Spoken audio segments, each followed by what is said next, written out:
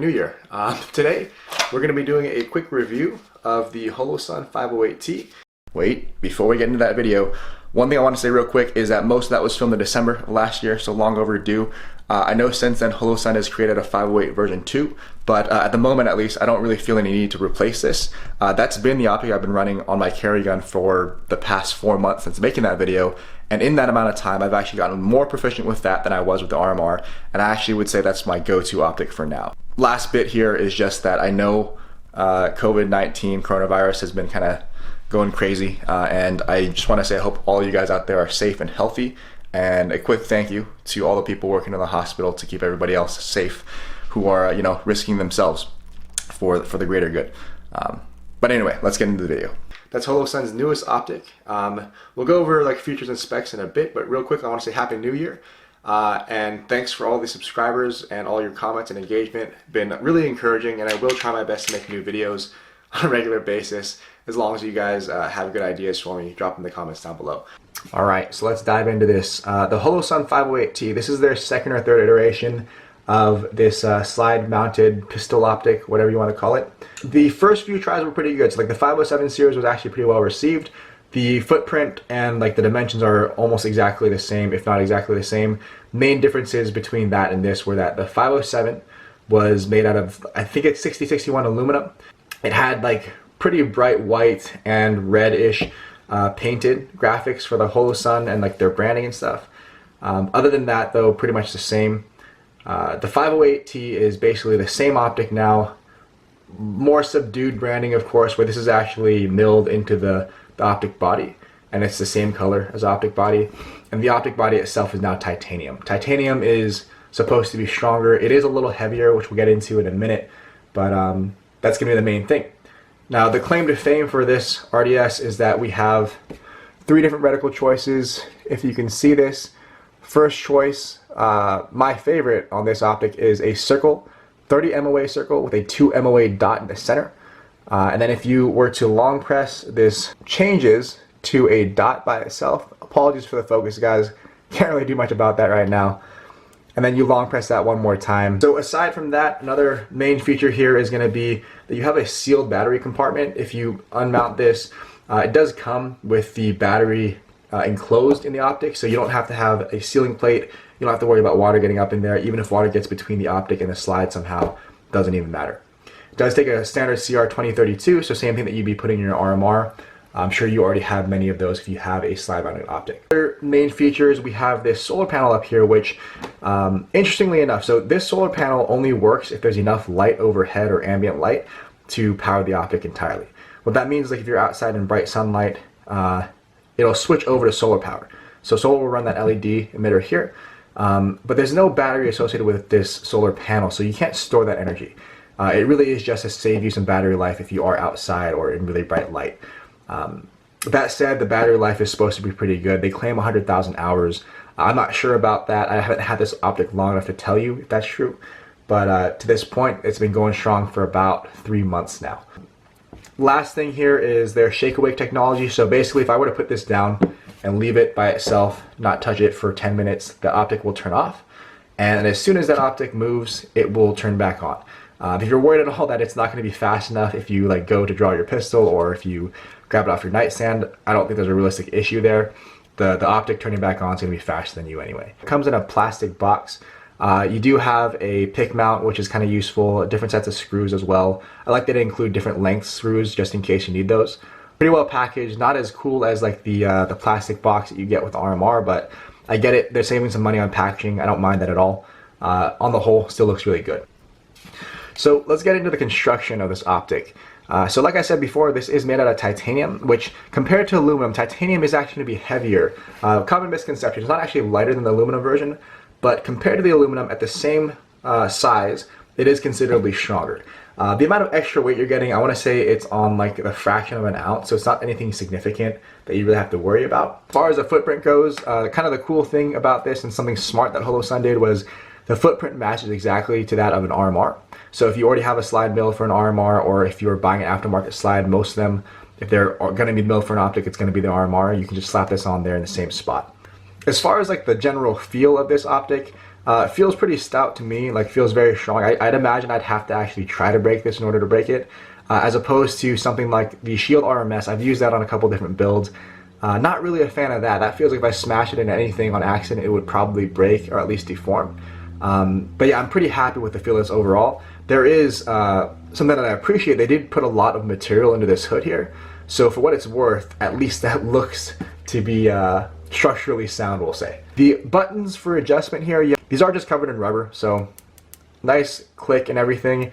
You're not going to press them on accident, but compared to like the RMR, this rubber or plastic, whatever it is on top of the buttons, this feels a lot harder, like it would stand up to wear a lot better, whereas this almost feels like the sort of material you make an eraser out of, which is, for better or worse, it's softer, I guess, but it's so small really that I can't imagine you're going to be rubbing up against that too much.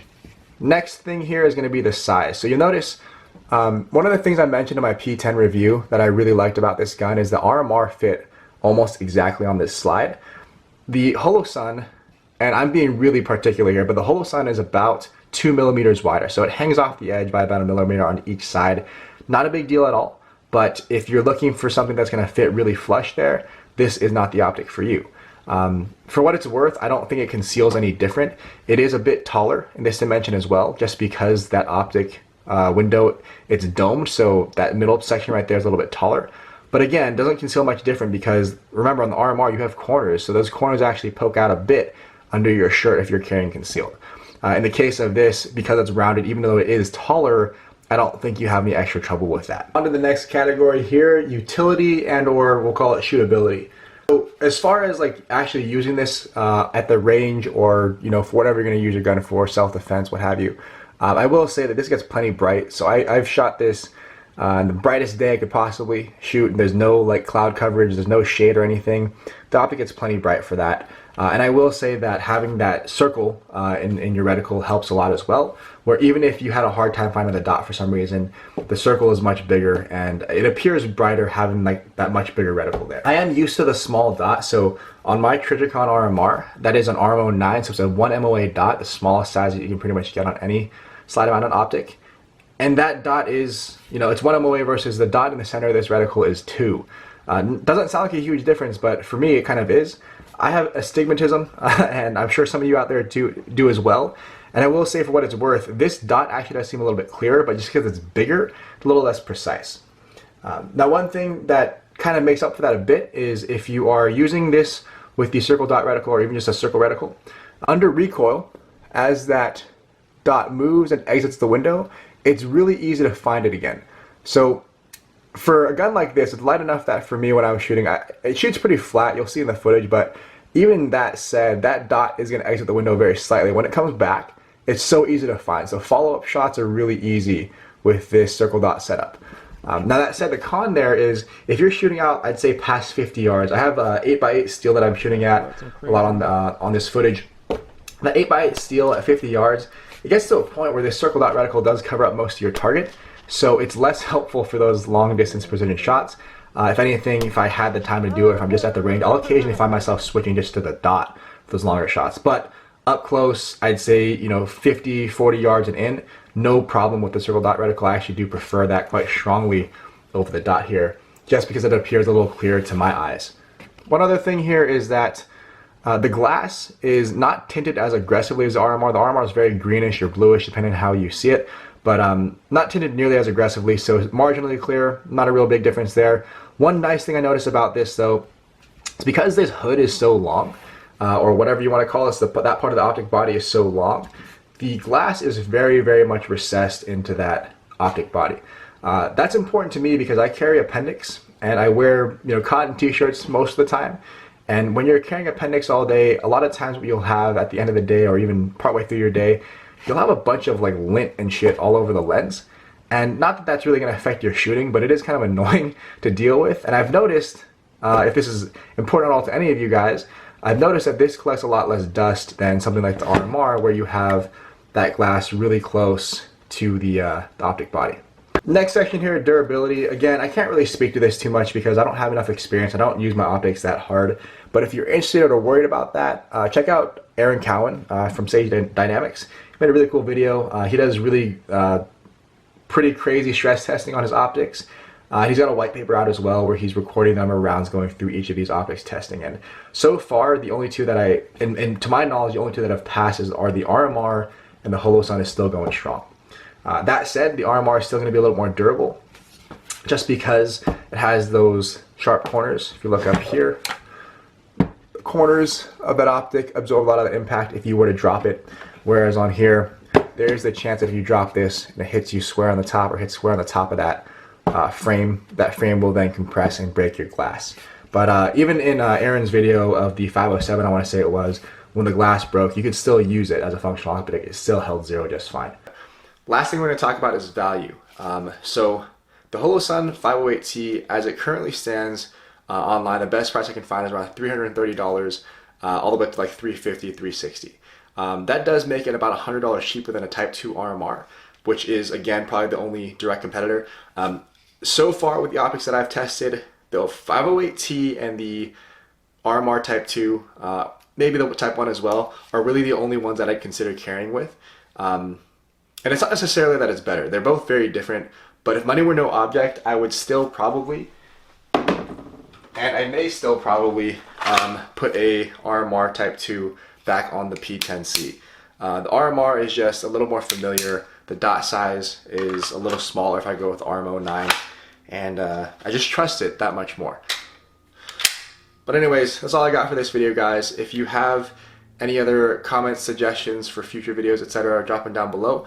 If you like what I'm doing here, feel free to subscribe if that's something you want to consider. But yeah, that's all I've got, so I guess I'll see you guys in the next video. Take care. See ya.